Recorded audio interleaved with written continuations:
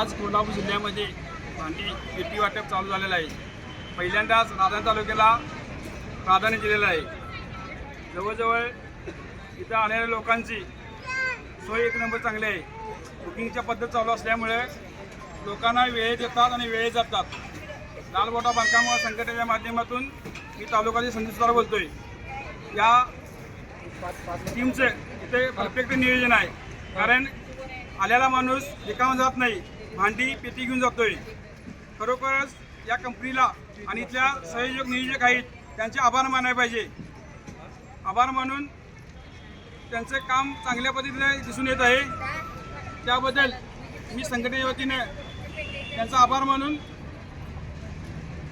मी त्यांना धन्यवाद देतो। कामगार बंधूंना फक्त एक विनंती आहे, इथली टीम आहे ती चांगल्या पद्धतीने काम करत असताना आपण पण त्यांना सहकार्य करायला पाहिजे।